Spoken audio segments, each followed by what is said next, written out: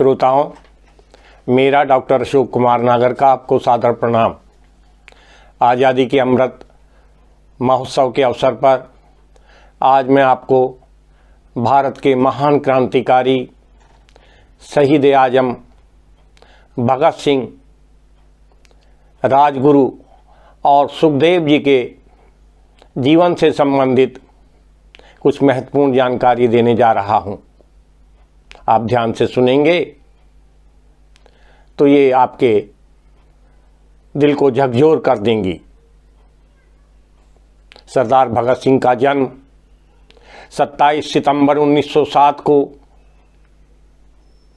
तत्कालीन पंजाब के बंगा नामक विलेज में हुआ, जो उस समय लायलपुर ज़िले में पड़ता था और वर्तमान में पाकिस्तान के फैज़लाबाद में है। इनके पिताजी का नाम सरदार किशन सिंह संधू था और इनके माता का नाम श्रीमती विद्यावती देवी था। ये लोग 7 भाई बहन थे, 4 भाई थे और 3 बहनें थी। इनका स्थान परिवार में बच्चों में दूसरे स्थान पर था। सरदार भगत सिंह जी की प्रारंभिक शिक्षा प्राइमरी एजुकेशन बंगा में हुई। उसके बाद ये DAV एंग्लो वैदिक स्कूल लाहौर में पढ़ने के लिए चले गए और 1923 में ये नेशनल कॉलेज में भर्ती हो गए। ये वही नेशनल कॉलेज है जिसको पंजाब के श्री लाला लाजपत राय ने 2 साल पहले ही जिसकी स्थापना की थी। नेशनल कॉलेज में पढ़ते हुए सरदार भगत सिंह जी क्रांतिकारी गतिविधियों में लिप्त हो गए। उसका एक कारण ये भी था कि इनके जो पिताजी थे और इनके चाचा जी जो थे अजीत सिंह जी, वो भी क्रांतिकारियों में से थे।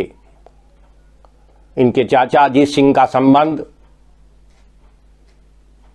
गदर पार्टी से था और इनको देश विरोधी गतिविधियों के लिए देश से निकाला दिया गया था, मांडले जेल में भेज दिया गया था लाला लाजपत राय जी के साथ, और बाद में आरोप सिद्ध नहीं होने पर वापस इनको बुलाया गया। तो सरदार भगत सिंह नवजीवन भारत सभा के लिए पैम्पलेट बनाते थे, क्रांतिकारी गतिविधियों में लिप्त रहते थे। इसी बीच पंजाब में एक महत्वपूर्ण घटना हुई। अंग्रेजी हुकूमत ने भारत में कॉन्स्टिट्यूशनल रिफॉर्म लाने के लिए नवंबर 1927 में सर जॉन साइमन की अध्यक्षता में एक साइमन कमीशन बनाया। स्टैट्यूटरी कमीशन भी बोलते हैं इसको। तो ये साइमन कमीशन जो है भारत में आया और 30 अक्टूबर 1928 को इस कमीशन ने लाहौर का दौरा किया। इस कमीशन में 7 मेंबर्स थे। क्योंकि इसमें एक भी भारतीय को नहीं रखा गया था, इसलिए इंडियन नेशनल कांग्रेस ने और भारत के सभी बड़े नेताओं ने इस कमीशन का बहिष्कार करने का निर्णय लिया।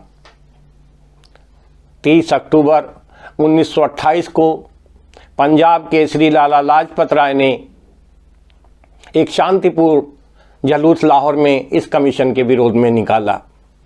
श्रोताओं, लाला लाजपत राय के बारे में मैं आपको थोड़ी सी जानकारी देने जा रहा हूं। पंजाब के श्री लाला लाजपत राय कांग्रेस के बहुत बड़े नेताओं में से थे और किसी भी हद तक इनका जो भारतीय स्वतंत्रता संग्राम में योगदान है वो महात्मा गांधी के ही बराबर था, उससे कम नहीं था। ये बहुत बड़े आर्य समाजी थे। इनके पिताजी जो थे, इनका जन्म जो था एक जैन अग्रवाल परिवार में हुआ था और ये इनके पिताजी फारसी उर्दू के टीचर थे, गवर्नमेंट टीचर। जगह जगह ट्रांसफ़र होता रहता था।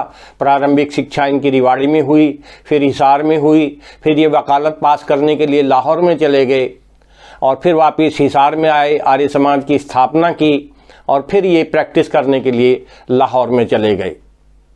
देश विरोधी गतिविधियों के कारण इनको देश से निकाला भी दिया गया, जैसे मैंने अभी बताया कि सरदार भगत सिंह के चाचा अजीत सिंह जी, और इनको देश से निकाला दिया गया था मांडले जेल में। बाद में जो है इनके ऊपर कोई आरोप सिद्ध नहीं हुए तो ये को वापस देश में बुलाया गया।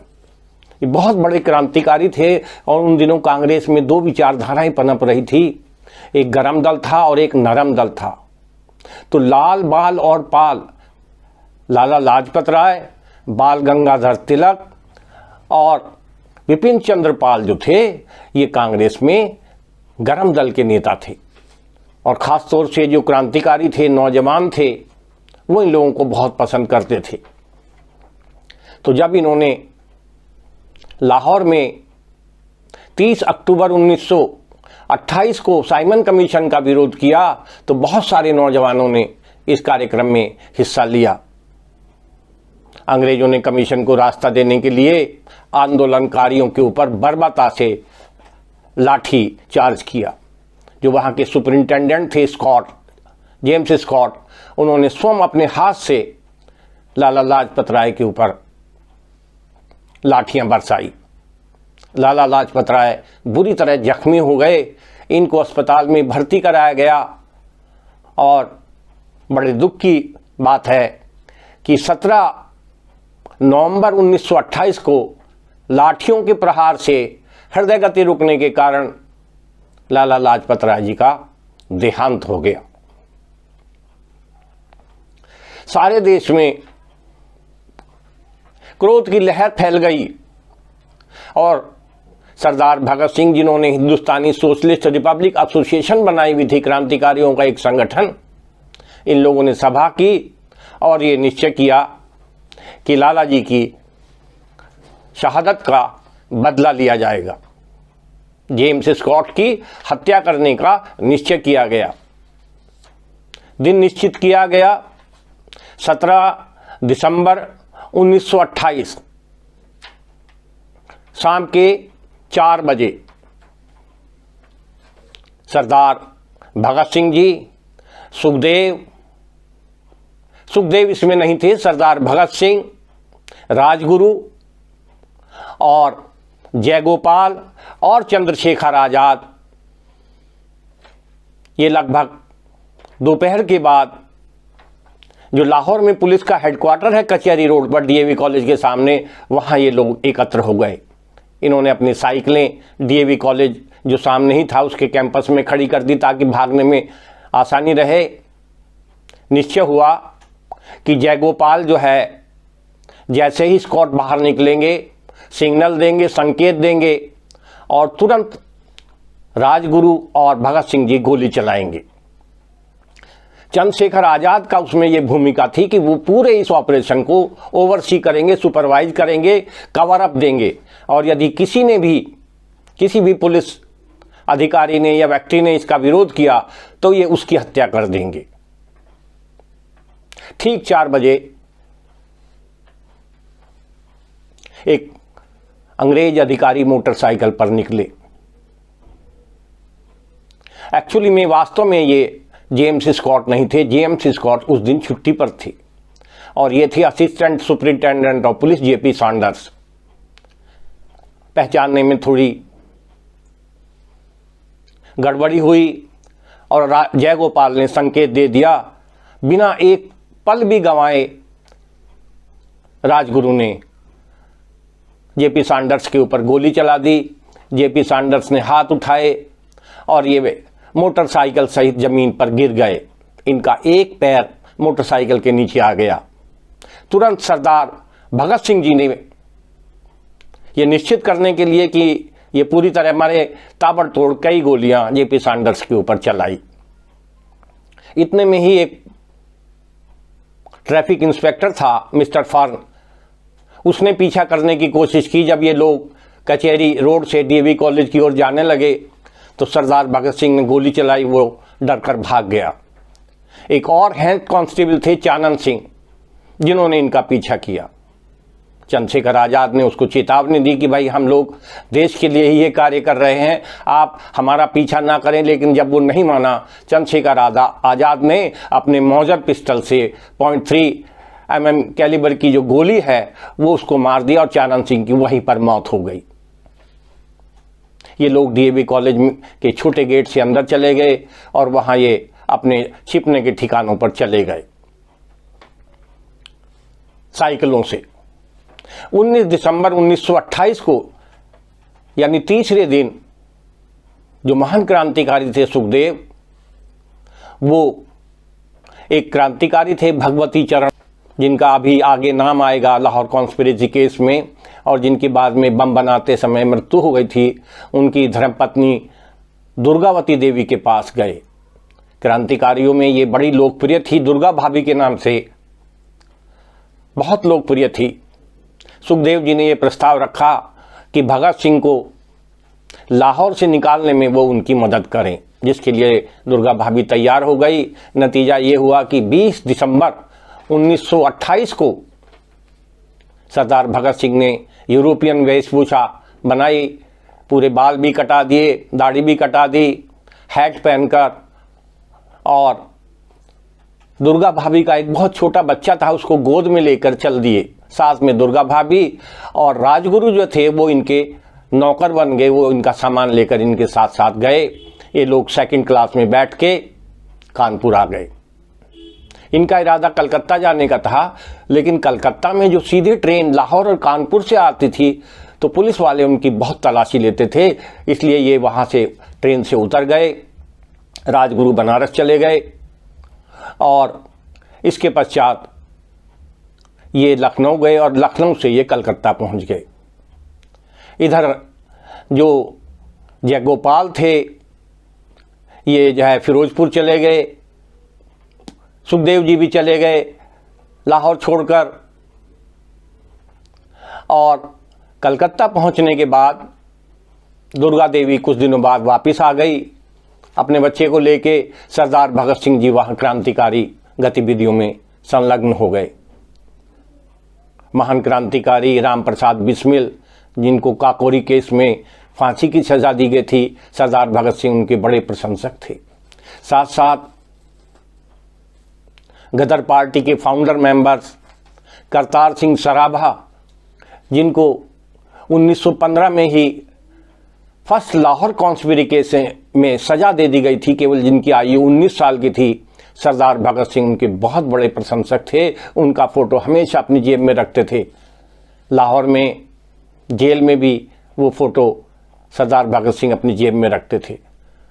तो सरदार भगत सिंह कलकत्ता में राम प्रसाद बिस्मिल के ऊपर स्लाइड शो करने लगे और निश्चय हुआ कि बम बनाने की फैक्ट्री बनाई जाए। कुछ लोग आगरा गए, लाहौर में और सहारनपुर में बम बनाने की फैक्ट्रियां बनाई गई। उसके बाद सरदार भगत सिंह और बटुकेश्वर दत्त ने यह फैसला किया कि सेंट्रल असेंबली दिल्ली में जो पब्लिक सेफ्टी बिल है और ट्रेड डिस्प्यूट एक्ट है बिल है, उसके खिलाफ जो है बम फेंका जाएगा और वहां पर स्टार फेंके जाएंगे। वास्तव में ये काम जो करना था ये सुखदेव जी और बटुकेश्वर दत्त को करना था और सरदार भगत सिंह को रूस जाना था, लेकिन कार्यक्रम में परिवर्तन किया गया। निश्चय हुआ कि सरदार भगत सिंह और बटुकेश्वर दत्त ही सेंट्रल असेंबली दिल्ली में बम फेंकेंगे। और 8 अप्रैल 1929 को जब ये बहस चल रही थी पब्लिक सेफ्टी बिल के ऊपर, ट्रेड डिस्प्यूट के ऊपर, और जैसे ही जो स्पीकर थे वो अपनी रूलिंग देने के लिए खड़े हुए, इन्होंने लो इंटेंसिटी के बम असेंबली में हाल में फेंके, इनकलाब जिंदाबाद के नारे लगाए, जो इनके पास पोस्टर थे वो फेंके और भागने की बिल्कुल भी कोशिश नहीं की। नतीजा ये हुआ कि वहाँ एक सार्जेंट थे, सार्जेंट टेरी, उसने इनको तुरंत गिरफ्तार कर लिया गया। इन पर मुकदमा चलाया गया। सरदार भगत सिंह ने अपने मुकदमे की पैरवी स्वयं की और एक बहुत बड़े कांग्रेसी नेता थे आसफ अली, दिल्ली में जिनका नाम पर एक सड़क भी है आसफ अली रोड, उन्होंने जो है बटुकेश्वर दत्त की पैरवी की। दोनों क्रांतिकारियों को आजीवन कारावास की सजा दी गई। इसी बीच में एक घटना हुई कि लाहौर में जो बम फैक्ट्री थी अप्रैल में पुलिस ने उसके ऊपर छापे मारे और वहाँ 3 बड़े क्रांतिकारी किशोरीलाल, सुखदेव, इनको जो है वहाँ से गिरफ्तार कर लिया। महावीर सिंह, इन तीनों को वहाँ से गिरफ्तार कर लिया। इसके बाद सहारनपुर की बम फैक्ट्री पे छापे मारे गए मई के अंदर, 13 मई को, और 15 मई को वहाँ से भी बहुत सारे क्रांतिकारियों को पकड़ लिया गया। ऐसा कहा जाता है कि ये जो क्रांतिकारी पकड़े गए थे, इनमें से बहुत सारे क्रांतिकारी पुलिस के इन्फॉर्मर बन गए और पुलिस को लीड मिलती चली गई। जो पोस्टर सेंट्रल असेंबली में भगत सिंह जी ने फेंके थे, वही पोस्टर जेपी सैंडर्स की हत्या के बाद लाहौर की सड़कों पर चिपकाए गए थे। दोनों का हैंड राइटिंग एक जैसा था और वो हैंड राइटिंग सरदार भगत सिंह था। तो पुलिस ने इन तीनों केसों को लिंक किया, बम बनाने की फैक्ट्री, जेपी सैंडर्स की हत्या और सेंट्रल असेंबली में बम का फेंकना।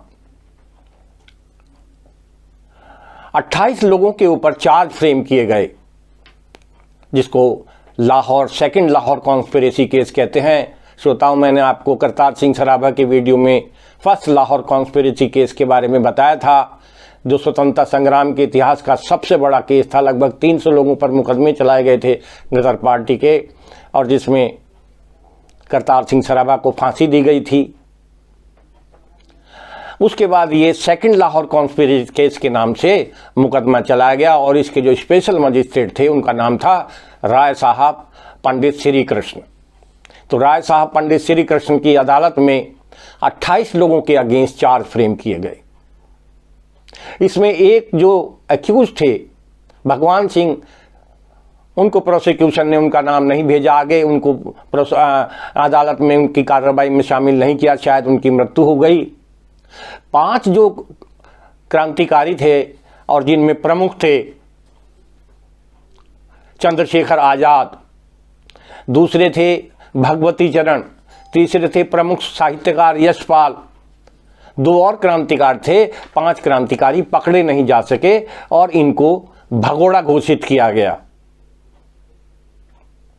कैलाशपति और सत गुरदयाल, ये 2 और क्रांतिकारी थे, यानी चंद्रशेखर आजाद, भगवती चरण, कैलाशपति, यशपाल और सतगुरदयाल थे। इन 5 क्रांतिकारियों को पकड़ा नहीं जा सका। इनको अदालत ने भगोड़ा घोषित कर दिया, एब्सकॉन्डर घोषित कर दिया। इसमें जो है 3 क्रांतिकारियों को बरी कर दिया गया क्योंकि उनके खिलाफ कोई सबूत नहीं थे। 15 क्रांतिकारियों को सेशन सुपुर्द किया गया, उनको ऊपर फाइनल मुकदमे चलाने का निर्णय लिया गया। अंग्रेजी हुकूमत ने देखा कि मुकदमे की रफ्तार बहुत कम है, इसलिए लॉर्ड इरविन ने तुरंत जो है एक ऑर्डिनेंस जारी किया 1 मई 1930 को, और स्पेशल ट्रिब्यूनल इस मुकदमे को चलाने के लिए बनाया, जिसमें 3 जज थे। उसमें पहले जज थे जस्टिस कोल्ड स्ट्रीम, दूसरे जज थे उसमें जस्टिस आगा हैदर, और तीसरे जस्टिस थे जीसी हिल्टन। तो इन 3 सुप्रीम हाई कोर्ट के जजों की अध्यक्षता में स्पेशल ट्रिब्यूनल बनाया गया और मुकदमे की कार्रवाई बहुत तेजी से चलने लगी। लगभग 450 विटनेस इसमें प्रस्तुत किए गए, और बड़े दुख के साथ कहना पड़ता है कि 4 जो अभियुक्त थे और उनमें से 3 जो हिंदुस्तानी सोशलिस्ट रिपब्लिक एसोसिएशन के बहुत ही प्रोमिनेंट मेंबर थे, वो इसमें सरकारी गवाह बन गए। उनका नाम है जयगोपाल।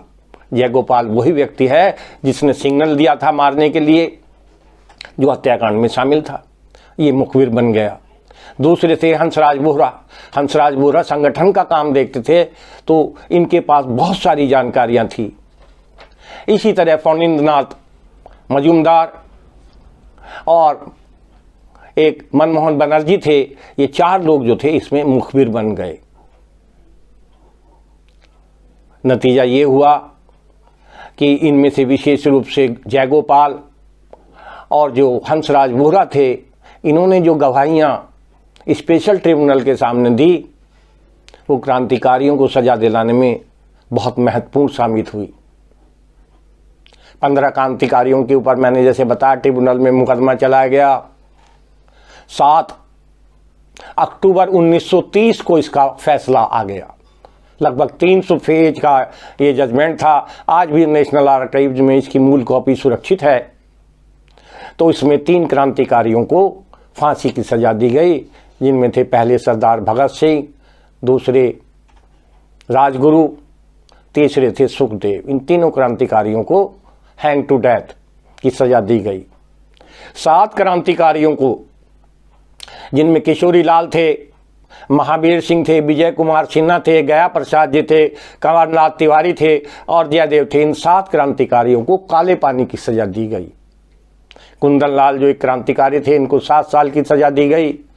और सबसे छोटे जो क्रांतिकारी थे प्रेमदत्त, इनको 5 साल की सजा दी गई। श्रोताओं, प्रेमदत्त जी के बारे में मैं आपको बताना चाहता हूं कि इनकी उम्र 19 साल की थी जब इनके ऊपर यह मुकदमा चलाया गया। जब जयगोपाल सरकारी गवाह बन गए, मुखबिर बन गए और उनको एक दिन कचहरी में, अदालत में लाया गया तो इन्हें बड़ा गुस्सा आया और इन्होंने अपनी चप्पल निकाल के उसके ऊपर फेंक दी, फेंक कर उसको चप्पल से मारी।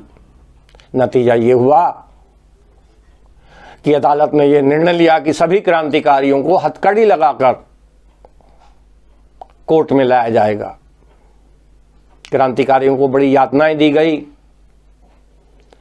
सभी क्रांतिकारियों ने, 18 क्रांतिकारियों ने, जिनमें सरदार भगत सिंह भी थे, भूख हड़ताल की। उनमें एक क्रांतिकारी की फोर्स फीडिंग की वजह से मृत्यु भी हो गई, जतेंद्र नाथ दास की। और 23 मार्च 1931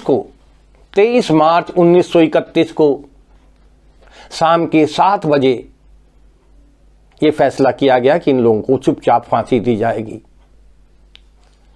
उस दिन जो लाहौर सेंट्रल जेल के कैदी थे, उनको बहुत जल्दी ही कहा गया कि वो अपनी अपनी बैरकों में चले जाएं। सबको ताले लगा दिए गए, कोई भी कैदी बाहर दिखाई ना दे।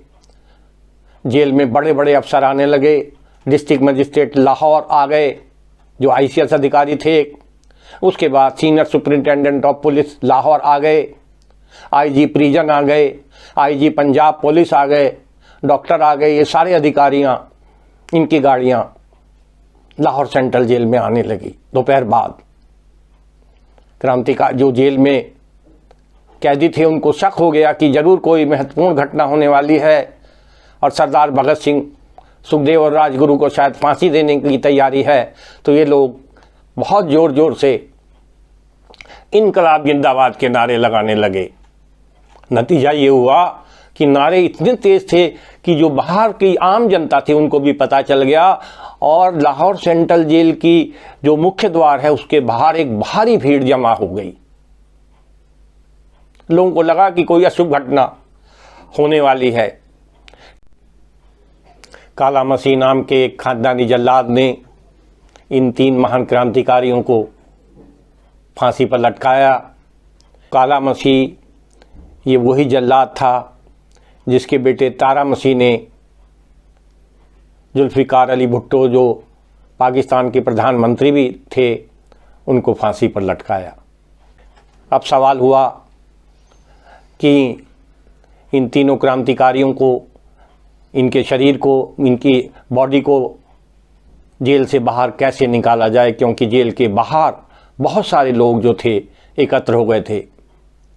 ये निश्चय किया गया कि जेल की पिछली दीवार में एक बहुत बड़ा छेद बनाया गया। वहाँ से चुपचाप तीनों बॉडियों को बाहर निकाला गया और हुसैनीवाला में, फिरोजपुर से 10-12 किलोमीटर दूर है यह स्थान, वहाँ पर चुपचाप आधी रात में गुप्त रूप से इन तीनों शरीरों का, मृत शरीरों का अंतिम संस्कार कर दिया गया और जल्दी जल्दी इनकी जो अस्थियां थी और राख थी उसको सतलज नदी में बहा दिया गया। सुबह होने पर यह समाचार लाहौर में और पूरे देश में फैल गया। पूरे देश में क्रोध की लहर फैल गई। कराची में जो कांग्रेस का अधिवेशन था, वहाँ सारे नेता थे। सभी नेताओं ने, जिनमें महात्मा गांधी भी थे, जवाहरलाल भी थे, सभी ने इस की निंदा की। श्रोताओं, मैं एक चीज़ और आपको बताना चाहता हूं कि ये जो सरकारी मुखबिर बने थे, जिनमें पहला नाम था जयगोपाल का, दूसरा नाम था हंसराज वोरा का, तीसरा नाम था फणीनाथ मजूमदार का घोष का, और चौथा था मनमोहन बनर्जी। इन चारों लोगों को अंग्रेजी हुकूमत ने रिवार्ड दिया, इनाम दिया। जयगोपाल को 20,000 रुपये नकद दिए गए। हंसराज वोरा को तत्कालीन पंजाब गवर्नमेंट ने पढ़ने के लिए, उच्च शिक्षा के लिए लंदन स्कूल ऑफ इकोनॉमिक्स में भेजा। वहाँ से इसने एमए पॉलिटिक्स में किया, जर्नलिज्म में डिप्लोमा लिया लंदन यूनिवर्सिटी से, और बाद में लाहौर में आके ये असिस्टेंट इंफॉर्मेशन ऑफिसर बन गया। उसके बाद ये अमेरिका चला गया और वहाँ 1965 के लगभग इसकी शायद मौत हो गई, ये मर गया। इसी तरह जयगोपाल भी अमेरिका चला गया, उसकी भी वहाँ पे मृत्यु हो गई। जो तीसरा क्रांतिकारी था, जो मुखबिर बना था, फणीनाथ घोष, इसकी एक बिहार के क्रांतिकारी थे बैकुंठ शुक्ला, जो योगेंद्र शुक्ला, जो हिंदुस्तानी रिपब्लिक एसोसिएशन के फाउंडिंग मेंबर्स में थे और सरदार भगत सिंह के सहयोगी थे, उसके भतीजे ने इसकी हत्या कर दी। बाद में बैकुंठ शुक्ला को गया जेल में फांसी दी गई। चौथे क्रांतिकारी के बारे में कुछ मालूम नहीं है। श्रोताओं, ये क्रांतिकारी देश की आज़ादी के लिए हंसते हंसते फांसी के फंदों पर झूल गए। आज़ादी के अमृत महोत्सव पर हम लोगों का कर्तव्य है कि हम इन क्रांतिकारियों को याद करें और इनको श्रद्धांजलि दें। इन्हीं शब्दों के साथ मैं अब इस वीडियो को विराम देता हूं। यदि आपको ये मेरा वीडियो पसंद है तो कृपया इस वीडियो को सब्सक्राइब कीजिए, ताकि मुझे एनकरेजमेंट मिले कि मैं और भी इस तरह की वीडियो बनाऊं। धन्यवाद।